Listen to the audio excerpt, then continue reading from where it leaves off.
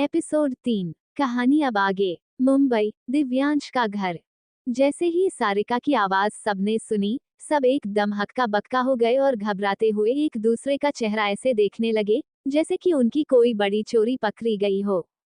सारिका थोड़ा पास आते हुए बोली, अरे आप लोग मुझे ऐसे क्यों देख रहे हैं जैसे कि मैंने आपकी चोरी पकड़ ली हो। बताइए ना, किसे देर लेके कर पहुंचने की बात की जा रही थी अभी यहाँ पर। सारिका की जासूसी देखकर सूरज मन ही मन बोला, अगर इसे जरा सी भी भनक लग गई कि अभी यहाँ पर क्या बात चल रही थी तो ये इस बात को बिना दिव्यांश तक पहुँचाए नहीं रहेगी। मैं ऐसा होने नहीं दे सकता हूँ। बड़ी मुश्किल से एक रास्ता दिखाई दिया है जिससे दिव्यांश की जिंदगी सुधर सकती है, अब उसे नहीं खराब होने दे सकता। फिर झट सारिका के सामने जा खड़ा हो बोला, वो कोई बात नहीं है छुटकी, वो मेरा मतलब है कि सारिका, दरअसल मैं अंकल से दादी को मंदिर जरा लेट से लाने के लिए बोल रहा था। यहाँ के मंदिरों में सुबह सुबह बहुत ज्यादा भीड़ भरी हुई होती है ना, तो बस इसीलिए, और कोई बात नहीं है। क्यों दादी? तभी सूरज के बातों में हाँ मिला। झट से सुषमा भी बोल पड़ी, हाँ सारिका, हम यही बात कर रहे थे। बेटा सूरज, मुझे जरा मेरे कमरे तक छोड़ दोगे? मेरे पैरों में बहुत दर्द हो रहा है। हाँ दादी जी, क्यों नहीं, चलिए मैं आपको आपके कमरे तक छोड़ देता हूँ। इतना बोल सूरज दादी को ले वहां से चलते बने। उनके जाते ही आलोक भी झूठा काम बना वहां से अपने कमरे से चला गया। सबको इस तरह से नजरें चुराकर बचते देख सारिका खुद से बोली, मैं भले ही ज्यादा ना सही पर इतना तो समझ ही सकती हूँ कि ये लोग मेरे आने से पहले कुछ तो ऐसी बात कर रहे थे जो मेरे आते ही बंद हो गई। और मेरे पूछने पर वो सूरज भी मुझसे झूठ बोल दिया। पर मेरा नाम भी सारिका है, सारिका राजपूत। पता तो मैं करके रहूंगी कि ये लोग मेरे पीठ पीछे कौन सा प्लान बना रहे हैं। सारिका ये बोल मुस्कुराने लगी। इधर पंडित जी मंदिर पहुंच चुके थे। वहां पर वो एक यजमान की बेटी के जन्मदिन के अवसर पर पूजा करवा रहे थे। तभी वो यजमान बोल पड़े, पंडित जी आज मेरी लाडो का जन्मदिन है। आज ये 20 साल की हो गई। आप मेरी लाडो के लिए भगवान शिव के चरणों में ये सारा चढ़ावा चढ़ा दीजिए। ये मैं इकलौती बेटी है। उनको ये सब करते हुए देख वहां पर पूजा करने आए बाकी के लोगों ने आपस में बात करनी शुरू कर दी कि ये भी किनसे अपनी बेटी का पूजा करवा रहे हैं, जो खुद की बेटी को आज तक अपनी बेटी नहीं समझे हैं और हर वक्त बस उसे डांटते सजा देते रहते हैं। पंडित जी के कानों में लोगों की बात आ रही थी, पर वो सबकी बातों को नजरअंदाज कर अपने काम पर ध्यान दिए हुए थे। लेकिन उनके मन को लोगों की बातों से बहुत दुख पहुंच रहा था, इसीलिए वो अंदर ही अंदर बोल रहे थे, ये लोग भी ना कितने अजीब है। बिना किसी के निजी जिंदगी के बारे में जाने उसके साथ क्या हुआ, वो समझ बिना लग जाते हैं सुनाने की इसकी गलती है या उसकी गलती है। ये लोग क्या जानते हैं मेरे बारे में जो मुझे उस लड़की के लिए कसूरवार ठहरा रहे हैं। पंडित जी अपने दुख को याद कर उसमें ऐसे खोसे गए थे कि सामने बैठे यजमान की बातों का उन पर मानो कोई फर्क ही नहीं पड़ रहा हो। पंडित जी, आप मेरी बात सुन भी रहे हैं या नहीं? तभी पंडित जी अचानक से हड़बड़ाए और बोले, जी जी, हम आपकी बात सुन रहे हैं। हम अभी ये सारा का सारा सामान भगवान के चरणों में रखवाते हैं और आपकी बेटी के लिए पूजा कर उसे कलावा बांध देते हैं। आप यहीं पर बैठिए। जी पंडित जी। पंडित जी परेशान मन से उठ अपना काम करने लग गए। इधर नित्या पूरे घर में काम करने के बहाने ये जानना चाह रही थी कि किस वजह से आज उसकी माँ रो रही थी। काम करने के बहाने वो हाथ में एक कपड़ा लिए पूरे घर में धीरे धीरे घूमे जा रही थी और चुपके चुपके बुआ के कमरे में झांक भी रही थी। तभी पीछे से सुगंधा आ रही थी। उसने नित्या को अपने कमरे में झांकते हुए देख लिया। अरे ये मेरे कमरे में चोरों की तरह क्या ताका झांकी किए जा रही है, इसे तो मैं अभी बताती हूँ। इतना बोल सुगंधा नित्या के एकदम पीछे जा खड़ी हो गई और बोल पड़ी, क्या चोरों की तरह ढूंढ रही है मेरे कमरे में? अब जैसे ही नित्या ने बुआ जी की आवाज सुनी उसके तो होश ही उड़ गए। उसके हाथों में जो कपड़ा था वो नीचे गिर गए और हाथ कांपने लगी। नित्या मन ही मन बोली, हे भोलेनाथ, ये बुआ जी बाहर ही थी और मैं तब से उन्हें कमरे में झांक ढूंढ रही थी। अब मैं क्या बोलूं इनसे? अब क्या मुंह से दही जमा ली हो? इधर देखकर बताओ कि क्या कर रही थी मेरे कमरे के बाहर, वरना। नहीं नहीं बुआ जी, मैं कुछ नहीं कर रही थी आपके कमरे के बाहर। प्लीज आप मुझे कोई सजा नहीं दीजिएगा। वो तो आज कॉलेज में छुट्टी थी ना, तो पूरे घर की सफाई कर रही थी। ये देखिए ना, मेरे हाथ में कपड़े भी है और मैं सब कमरे की खिड़की और दरवाजा पोंछ रही थी। सब कमरे का हो गया था, बस आपके कमरे का ही बचा हुआ था, तो बस इसीलिए आपको ही ढूंढ रही थी पूछने के लिए कि आपके कमरे का भी साफ कर दूं।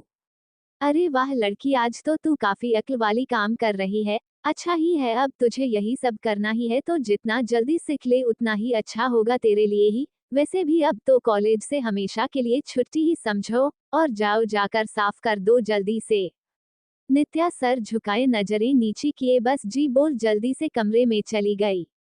कमरे में आने के बाद वो कपड़ा लिए खिड़की के पल्ले को पोंछ रही थी, तभी उसे बुआ की कही बात याद गई जिसे याद कर वो खुद सोचने लग गई। आखिर बुआ जी ने मुझे ऐसा क्यों कहा कि अब मेरी कॉलेज से छुट्टी हो गई, और मैं ये सब भले कर रही हूँ। उनके मन में क्या चल रहा है? कोई तो बात जरूर है जो मुझे नहीं पता है। मैं क्या करूँ, जाकर मम्मा से ही पूछने की कोशिश करती हूँ। अगर इसी तरह इधर उधर करती रही तो सवालों का जवाब तो नहीं, पर हाँ किसी ना किसी के हाथों सजा जरूर मिल जाएगी। मुझे नहीं चाहिए अब सजा। इधर दिव्यांश जब सोकर अपने कमरे से अंगड़ाई लेते हुए बाहर निकला तो उसे पूरे घर में कोई भी नहीं दिखाई दिया, जिससे वो थोड़ा सा हैरान सा हो गया और एकाएक एकदम तेजी से चलकर पूरे घर में इधर उधर देखने लगा। फिर एकदम रुककर खुद में बोला, अरे पूरे घर में कोई भी दिखाई नहीं दे रहा है, कहीं सारे वापस चले तो नहीं गए। ओएमजी, अगर ऐसा हुआ तो मजा ही आ जाएगा। तभी कान में उसे किसी की आवाज सुनाई पड़ी, जिसे सुनते ही वो झट से उस कमरे के तरफ दौड़कर चला गया, और जैसे ही वो कमरे के अंदर गया सामने जो देखा उसे देख उसके सारी की सारी खुशी एकदम से सैडनेस में बदल गई। शाम का वक्त, पंडित जी मंदिर से वापस घर आ चुके थे और अपने साथ जो झोला लाए थे उसे दुलारी को पकड़ाते हुए बोले, जी आज बहुत थक गए हैं, जल्दी से जाकर एक कप चाय बना लाइए। जी हम अपनी लाते हैं, आप बैठिए, दुलारी जी बेमन ही बोली। दुलारी चली गई वहां से और पंडित जी वही बाहर आंगन के चारपाई पर बैठते हुए बोले, क्या हुआ जीजी, आप किसका इतना बेसब्री से इंतजार कर रही है? अरे बाबुआ, तुम ही तो बताए थे ना सुबह कि अभी वो जोड़ेला लावे वाला है, पर आया नहीं है वो अभी तक। कहीं वो तुमसे झूठ तो ना ही बोला इस रिश्ते के बारे में? नहीं जीजी, वो हमसे झूठ क्यों बोलेगा, वो आता ही होगा। हो सकता है किसी काम में फंस गया होगा। हाँ हाँ, तुम तो रहने ही दो। तुमका कभी किसी की गलती नजर थोड़ी ना आती है। बस सबका भला ही सोचते हो, पर ये दुनिया वैसी नहीं है जैसा तुम सोचते हो बबुआ। सुगंधा की बात सुन पंडित जी मुस्कुरा दिए, लेकिन वहां चाय लेकर आती हुई दुलारी मन ही मन बोली, हाँ पंडित जी को खुद की बेटी छोड़ सब भले ही लगते हैं, बस वही मासूम इन्हें चुभती है। जब वो इस घर से चली जाएगी ना तब उन्हें समझ में आएगा। अब तो मैंने भी मान लिया है कि उसकी शादी ही हो जाए। वैसे भी उसे यहाँ पर कौन सी खुशी मिल रही है, शायद दूसरे घर में जाकर उसे वो खुशी वो हक मिल जाए जो यहाँ पर नहीं मिल पाए।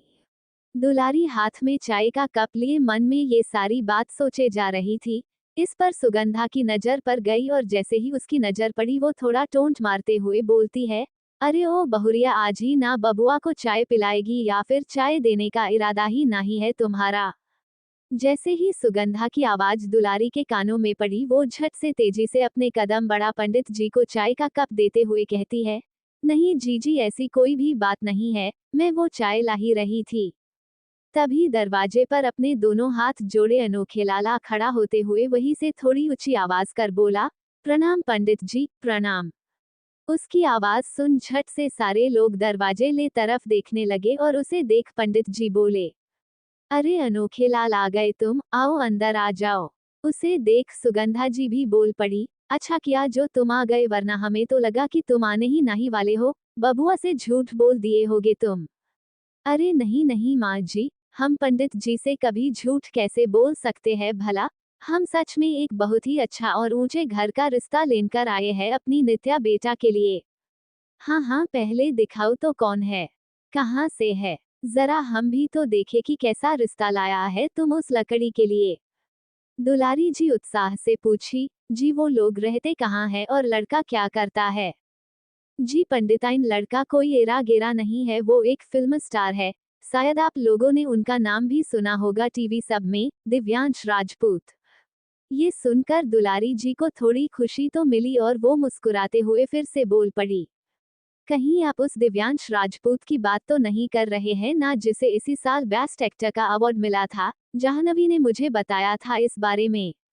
जी पंडिताइन, हाँ हम उन्हीं के बारे में बोल रहे हैं। उनकी दादी ने हमें उनके लिए एक सुशील और समझदार लड़की ढूंढने की जिम्मेदारी दी, तो हमें लगा एक बार आप सब लोगों से पूछ लूं, अगर आप नित्या बेटी का शादी करने का सोच रहे होंगे।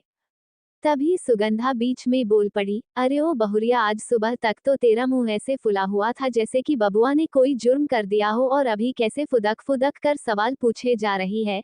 जरा दम तो मार। नहीं जीजी, मैं तो बस जानने की कोशिश कर रही थी कि लड़का कैसा है, उसका घर परिवार। तू के लिए यहाँ हम और बबुआ है। तू जाकर ही अनोखे लाल के लिए रसोई से नाश्ता पानी लेकर आ, और हाँ, एक उस लड़की का फोटो भी साथ में लेते आ, इसे देने के लिए। जी जी जी। दुलारी तो चाहती थी कि वो एक एक बात पूछ डाले उस लड़के के बारे में, पर उसे जीजी ने उतना मौका ही नहीं दिया। पर कोई बात नहीं, वो जितना जान पाई थी उससे बहुत खुश थी और खुद में बोले जा रही थी, हे भोलेनाथ, शायद आपकी भी यही मर्जी है कि नित्या की शादी अभी ही हो जाए, इसीलिए आपने इतना अच्छा रिश्ता भेजा है। कितनी खुश रहेगी हमारी बेटी वहां पर। लड़का फिल्म स्टार है और फिर भी उनकी दादी को लड़की एक आम तरह की ही चाहिए। इससे तो यही लगता है कि वो लोग भी हमारे तरह ही सोच रखते होंगे। इधर नित्या अपने कमरे में एक कुर्सी पर बैठ अपनी कॉलेज की कुछ असाइनमेंट बना रही थी, तभी जाह्नवी बेड पर से उतरते हुए उसके पास आ बोली, देखो ना दिदू, मुझसे ये असाइनमेंट बन ही नहीं रही है। मैंने कितनी बार ट्राई किया पर हर बार कुछ ना कुछ छूट ही जाता है। प्लीज मेरी हेल्प कर दो ना। अच्छा जानू, तू बैठ, मैं देखती हूँ क्या प्रॉब्लम आ रही है। नित्या इतना बोल अपना काम छोड़ पहले जाह्नवी की हेल्प करने लग गई। तभी उन दोनों के कमरे में हड़बड़ाते हुए दुलारी आ बोलती है, बेटा नित्या, मुझे जल्दी से तुम अपना एक फोटो दो तो। एक तो मम्मा को इतना हड़बड़ाते हुए देख ऊपर से उसकी फोटो मांगते, ये बात नित्या को कुछ समझ नहीं आए, इसीलिए वो उनके पास जाते हुए पूछती है, मम्मा आप ठीक तो है ना? सुबह से आप इतना उदास लग रही थी, मेरे कितनी बार पूछने पर भी आपने मुझे कुछ भी नहीं बताया, और अब आप इतना जल्दी में मुझसे मेरा फोटो मांग रही है। बताइए ना, बात क्या है? हाँ मम्मा, दिदू बिल्कुल सही बोल रही है, मुझे भी ये बात थोड़ी अजीब लग रही है। दोनों की बात सुनने के बाद दुलारी मुस्कुराते हुए बोली, जाह्नवी बेटा, तेरी दिदू के लिए रिश्ता आया है। जैसे ही नित्या इतना सुनती है वो एकदम से हैरान रह जाती है और घबरा भी जाती है। मम्मा, मेरे लिए रिश्ता? मतलब कि मेरी शादी होगी? हाँ नित्या बेटा, पहले तो मुझे भी ये बात सुन खुशी नहीं हुई थी, पर मैंने जब लड़के के बारे में जाना तो अब मुझे लगता है कि तुम्हारी शादी जितनी जल्दी हो जाए वही अच्छा है। वैसे भी तू इस घर में सबकी आंखों में चुभती है, बस सभी तुझे सजा देने के लिए ही बहाने ढूंढते रहते हैं, जैसे कि तू कोई नौकरानी है इस घर की। अरे नौकरानी को भी इससे ज्यादा इज्जत मिलती है हर घर में, पर तेरे साथ इस घर में इससे भी ज्यादा बुरा हो रहा है। कम से कम शादी के बाद उस घर जाएगी, वहां पर तू खुश तो रहेगी ना? पर मम्मा, नित्या अभी अपनी बात पूरी कर पाती उससे पहले ही जाह्नवी चहकते हुए पूछ पड़ी, प्लीज दीदू, आप मम्मा से बाद में सारी बातें पूछ लेना, पहले मुझे ये तो जानने दो कि होने वाले जीजू है कौन, करते क्या है, बताओ ना मम्मा। अरे मेरी नित्या के लिए किसी साधारण लड़के का रिश्ता नहीं, बल्कि तेरे वो जो फेवरेट एक्टर है ना, वही दिव्य। दुलारी दिव्य ही बोली थी कि जाह्नवी झट से उसे पूरे करते हुए आगे बोल पड़ी, क्या दिव्यांश राजपूत, वो फिल्म सुपरस्टार मम्मा? हाँ जाह्नवी, वही। पर तभी नित्या मायूसी भरे चेहरे के साथ कहती है, मम्मा मुझे नहीं करनी है किसी फिल्म सुपरस्टार से शादी। प्लीज मैं यहाँ पर सारे सजा झेल लूंगी, पर मुझे आपसे दूर नहीं जाना है। एक आप ही तो है जो मुझे इतना प्यार करती है, क्या पता उस घर में भी मुझे कोई एक्सेप्ट करेगा या नहीं। धत पगली, तू ऐसा क्यों बोल रही है? वो लोग तो तुम्हें अपने पलकों पर बिठा कर रखेंगे, क्योंकि तू उनकी बहू और उस हीरो की लाइफ की हीरोइन जो बन जाओगी। तभी जाह्नवी बोल पड़ती है, हाँ दीदू, और आप जानती हो दिव्यांश राजपूत एकदम रोमांटिक टाइप के हैं, वो आपको बहुत प्यार करेंगे। जाह्नवी ये बोल हंसने लग जाती है, पर नित्या को थोड़ा शर्म आ जाती है, इसीलिए वो उसके कंधे पर हल्का से मारते हुए बोलती है, तू चुप करेगी जानू, वरना मैं तुझे यहीं पर मारूंगी। हाँ हाँ दीदू, मुझे सब समझ में आ रहा है, आपके मन में तो खुशी के मारे लड्डू फूटे जा रहे हैं, बस दिखा नहीं रही हो। जाह्नवी, अगर तूने मेरी बेटी को और ज्यादा परेशान किया तो मैं तुझे मारूंगी। तू जल्दी से जाकर अलमारी से मुझे इसकी एक फोटो लाकर दे। जी मम्मा, अभी लाए। जाह्नवी ये बोल अलमारी के तरफ चली जाती है, लेकिन दुलारी नित्या के चेहरे पर एक अलग सी परेशानी देखती है, जिसे देख वो झट बोल पड़ती है, क्या हुआ नित्या बेटा? तू खुश नहीं है इस रिश्ते से क्या? मम्मा, बात ये नहीं है, मैं जानती हूँ कि अगर मैं ना भी चाहूँ तो भी अगर घर में रिश्ता पसंद है सबको तो वो मेरी शादी करवाएंगे ही। फिर मेरी मर्जी क्या मायने रखती है? और आप भी चाहकर उसे बदल नहीं सकती है। इसीलिए मैं शादी के लिए तैयार हूँ, लेकिन क्या शादी के बाद वो लोग मुझे अपनी पढ़ाई पूरी करने देंगे? क्या मुझे भी वो प्यार सम्मान मिलेगा जिसकी मैं भी हकदार हूँ? इस घर में तो नित्या की मासूम चेहरे के पीछे छिपे दर्द को दुलारी एकदम देख पा रही थी, और वो भी जानती थी कि अगर इसे शादी नहीं भी करनी हो तो भी करनी ही पड़ेगी। इसीलिए वो नित्या को झट से अपने गले से लगा लेती है और कहती है, हाँ बेटा, क्यों नहीं। वो लोग खुद इतने बड़े बड़े हैं, वो भला तुझे पढ़ने से क्यों रोकेंगे? उन्हें तो पढ़ाई की अहमियत पता ही होगी। दिव्यांश का बंगला। दिव्यांश अपने कमरे में सिर्फ टॉवल लपेटे हुए कुर्सी पर बैठे बैठे मोबाइल चला रहा था। तभी कमरे में सूरज आते हुए मन ही मन बोला, ये महाशय तो लगता है किसी बात से पहले ही चिड़े हुए बैठे हैं। ऊपर से दादी और अंकल ने मुझे इसके पास भेज दिया प्लान आगे बढ़ाने के लिए। अब मैं कैसे इससे सारी बात कहूँ? सूरज अभी ये सोच ही रहा था कि दिव्यांश बिना उसमें तरफ देखे ही बोल पड़ा, क्या हुआ मेरे भाई, तू कब से इतना सोचकर बोलने लगा? बोला ना क्या बोलना है।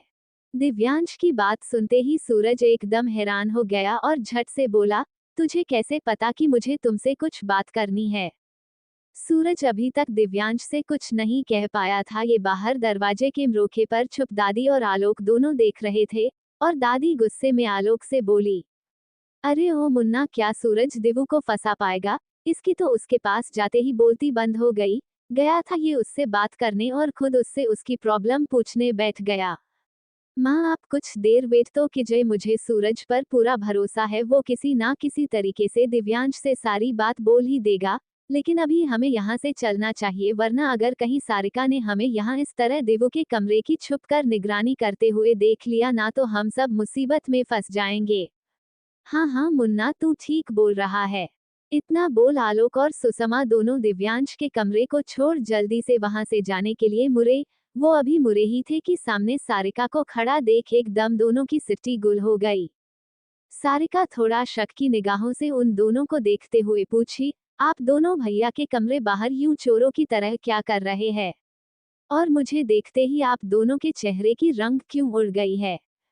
पंडित भवन। घर में एकदम सभी खुशी से एक दूसरे से बतिया रहे थे। नित्या की शादी के बहाने ही सही, पर सभी उसके लिए काम तो कर रहे थे। ये देख नित्या को थोड़ी खुशी तो जरूर हो रही थी, और वो अपने कमरे से झांक बाहर आंगन में देख खुद में बोले जस रही थी, कितनी अजीब बात है ना, आज तक जिन्होंने मुझे कभी बात करने तक के काबिल नहीं समझा, आज वही मेरे शादी के लिए लगे हुए हैं जोरों शोरों से। हाँ, मैं जानती हूँ कि ये लोग इस बात से खुश हो काम कर रहे हैं कि अब मैं हमेशा हमेशा के लिए इस घर से चली जाऊंगी, पर मुझे खुशी है कि 2 पल के लिए ही सही इन्हें खुद के लिए काम करते दे देखी। इधर सूरज दिव्यांश से बोला, मैं बाद में बताता हूँ कि मैं क्या बात करने आया हूँ, पर उससे पहले तुम मुझे ये बताओ कि तुम्हारा मूड क्यों ऑफ लग रहा है दिव्यांश? ऐसा क्या हो गया जो मिस्टर दिव्यांश राजपूत का मुंह लटका हुआ है? सूरज के सवाल पूछने पर दिव्यांश उसकी तरफ देखने लगा। इधर सारिका के सवालों को सुन सुषमा और आलोक एक दूसरे को दे से देखने लगा। आलोक डर के मारे हकलाते हकलाते कुछ बोलने ही वाला था कि तभी सुषमा एकदम बेबाक अंदाज में बोल पड़ी, हम क्यों देवू के कमरे में झांकेंगे भला? अरे हम दोनों तो यहाँ से गुजर रहे थे तो देखा देवू अकेले बैठे हुए हैं, अपना मुंह लटकाए, ना जाने क्या बात हो गई है। लेकिन जैसे ही हम अंदर जाते वो सूरज वहीं पर था, तो इसीलिए हम सोचे बाद में पूछ लेंगे, क्या बात है? क्यों मुन्ना? आलोक माँ को इतने सफाई के साथ झूठ बोलते देख मन ही मन हैरान हो बोला, माँ तो इन सब कामों में एकदम एक्सपर्ट है, मुझे तो सच बोलने में भी नहीं बन रहा था, और यहाँ माँ इतना आराम से इतना लंबा चौड़ा झूठ बोल दी। सुषमा जी आलोक के तरफ देख आंखें बड़ी बड़ी करते हुए फिर से बोली, हाँ ना मुन्ना, बताओ सारिका को। हाँ हाँ बेटा, माँ बिल्कुल सही बोल रही है। किया हुआ है भैया को। अच्छा आप सब जाइए, हम उनसे पूछने की कोशिश करते हैं दादी। हाँ जरूर पूछना सारिका, पर उससे पहले तुम हमारे साथ चलो, हमें तुम्हें कुछ काम देना है, वो कर दो, बाद में देवू से जो पूछना होगा पूछ लेना। ओह दादी, अच्छा चलिए, क्या काम है जल्दी से बताइए। सुषमा किसी बहाने से सारिका को वहां से लेकर चली गई। इधर सूरज के पूछने पर दिव्यांश उससे बोला, अब तुझे क्या बताओ यार, मेरा पूरा का पूरा मूड ऑफ हो गया है। इसीलिए तो पूछ रहा हूँ कि किस बात के वजह से तेरा ये मूड बिगड़ा हुआ है यार। सूरज के ज्यादा फोर्स करने पर दिव्यांश उससे बोला, अरे यार मैं तो भूल ही गया, तुझे कुछ बताना था ना मुझे, बोल ना। दिव्यांश के ये पूछने पर सूरज थोड़ा परेशान सा हो बोलने की कोशिश करने लगा, वो हाँ दिव्यांश, दरअसल तू तो शादी करने से रहा, पर मुझे एक लड़की पसंद आई है और मैं उससे 2 दिन में शादी करने वाला हूँ। सूरज ये बात पूरी कर चुप हो जाता है और दिव्यांश को चेहरे को देखने लगता है।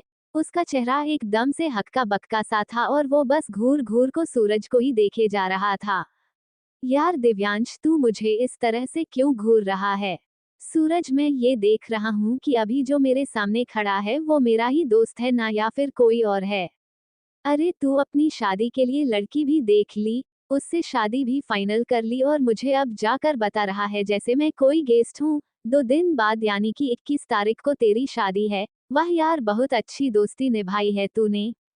दिव्यांश थोड़ा नाराज था सूरज से, क्योंकि उसे ऐसा लग रहा था कि उसका दोस्त उसे जानबूझकर ये सारी बात नहीं बताया।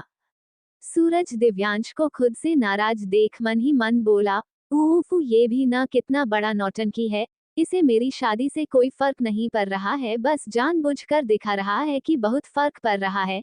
पर कोई ना बेटा, मैं भी तेरा ही दोस्त हूँ, तुझे सुधारने के लिए मुझे कितने ही पापड़ क्यों ना बेलना पड़े मैं सब करूँगा। फिर सूरज बोला, अच्छा सुन ना यार देवू, सॉरी मैंने तुझे पहले नहीं बताया, पर सच मान ये सब इतनी जल्दी हो गई कि मुझे किसी को कुछ बताने या समझाने का मौका ही नहीं मिला। वैसे तो मैं तुझे माफ नहीं करता, पर तेरी परसों शादी है तो मैं तुझे माफ कर रहा हूँ। अच्छा सूरज, कहाँ कर रहा है तू शादी? वो शादी? हाँ सूरज, तेरी शादी कहाँ हो रही है बता। तू ऐसे अटक अटक कर क्यों बोल रहा है? अरे नहीं यार देवू, मैं तो बोलने ही वाला था। दरअसल मेरी शादी यहाँ नहीं बरेली शहर में हो रही है, क्योंकि लड़की वही की है। क्या बरेली? ये किस शहर का नाम है, और तू कब से शहर की तितलियों को छोड़ गांव की लड़की में इंटरेस्ट लेने लग गया सूरज? दिव्यांश को ये सब बोलते देख सूरज बोल पड़ा, दिव्यांश जरा 1 मिनट रुक जाओ, ज्यादा बोलने की जरूरत नहीं है। मैं तुम्हारे जैसा नहीं हूँ जो तितलियों को देखता फिरूंगा। दादी को मैंने पूछा था, उन्हें वो लड़की पसंद आई है, इसीलिए मैंने उसे हाँ कर दी। लेकिन तू ये सब छोड़ और ये बता कि तू कब चल रहा है, क्योंकि हम सभी आज ही निकल रहे हैं।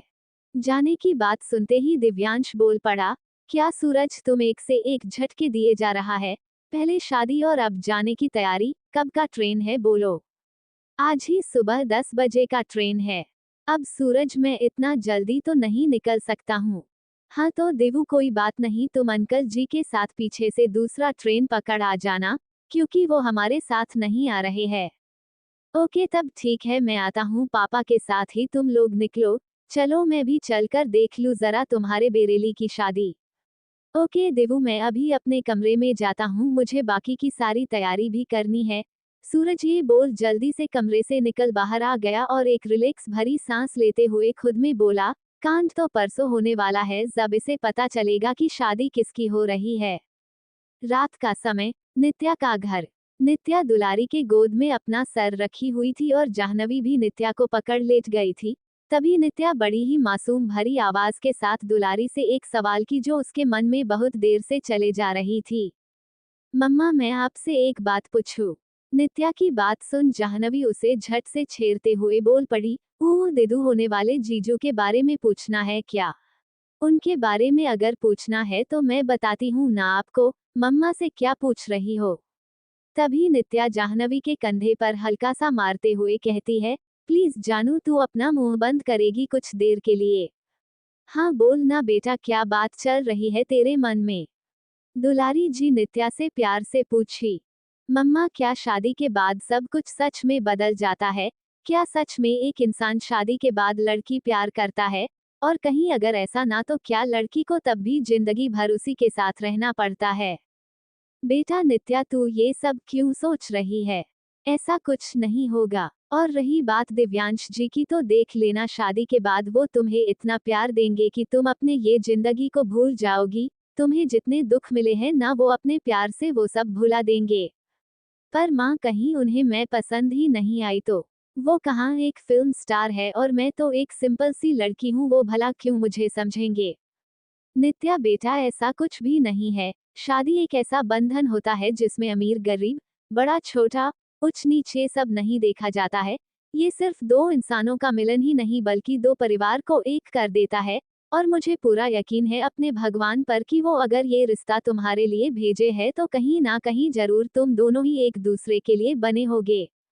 नित्या के मन में ढेर सारी सवाल और उलझने थी, लेकिन दुलारी के जब वो को सुन वो अपने मन को शांत कर ली। तभी जाह्नवी उठकर बैठते हुए बोली, ओह दिदू और मम्मा, आप भी ना? परसों दिदू की शादी है और इस वक्त आप दोनों बैठकर ये सारी बातें किए जा रहे हो? अरे कम से कम इन 2 दिनों में हमें दिदू के पसंद के सारे काम करना चाहिए, क्योंकि जब दिदू हमें छोड़कर अपने ससुराल चले जाएगी फिर हमें बस उसकी यादों से ही संतोष करना पड़ेगा। जाह्नवी ये बोलते बोलते उदास हो गई। ये देख नित्या उसे झट से अपने गले से लगा लेती है और रोने लगती है। उसे कस के पकड़ जाह्नवी भी रोने लग जाती है। फिर नित्या उसे कहती है, तो दोस्तों आज के इस एपिसोड में बस यहीं तक। आगे की कहानी को हम अगले एपिसोड में देखेंगे। फिलहाल के लिए दीजिए हमें जाने की इजाजत और सुनते रहिए हमारे द्वारा लिखी स्टोरी द वेडिंग डेट।